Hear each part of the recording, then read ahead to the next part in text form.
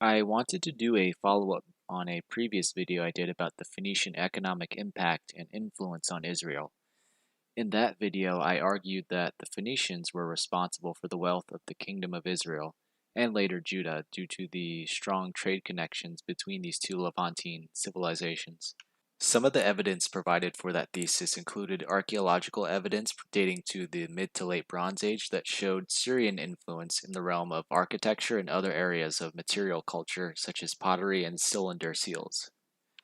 Since my first video on this topic, I have done some further research on the Bronze Age Levant, and I wanted to highlight another Bronze Age connection between southern Canaan, or the region of Palestine, and Syria. Hatzor was by far the largest, wealthiest, and most important city in northern Israel during the Middle Bronze Age. This was due to its close trade connections with Syria and Mesopotamia, as is evidenced by the frequency Hatzor appears in the Mari archives. Archaeologist Aaron Kempinski has hypothesized that Hatzor's cultural and political ties with Syria and Mesopotamia during the Middle Bronze Age could have continued into later periods in Israel's history, potentially the Iron Age when the northern kingdom of Israel was at its economic and political peak.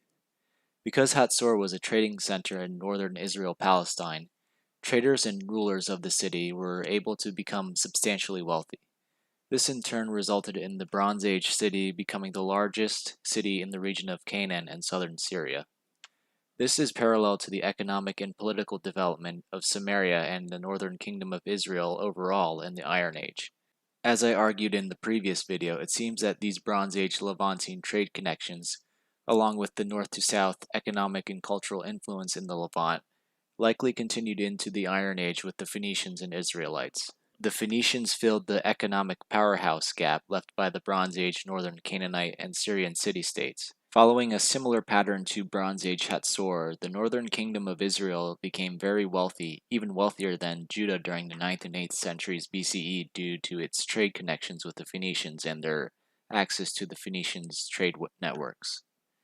It seems that starting in the Bronze Age and continuing into the Iron Age, there has been a tendency or pattern of more northern Canaanite trade and influence with southern Canaanite city-states and cultures. In the Bronze Age, it was the Syrians. In the Iron Age, it was the Phoenicians. These trade connections Hatzor and later Samaria had with the northern Canaanite and Syrian neighbors seem to be an essential component for these southern Canaanite or Israelite cities to gain wealth and grow in size.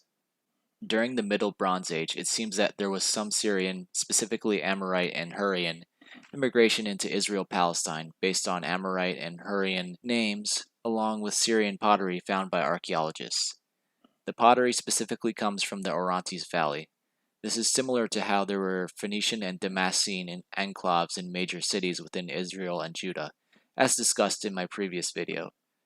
Once again, this seems to indicate a pattern of more northerly Canaanite, first Syrian and then Phoenician, migration or immigration into Israel and Judah that coincided with Hatzor and later Samaria and the Kingdom of Israel gaining wealth.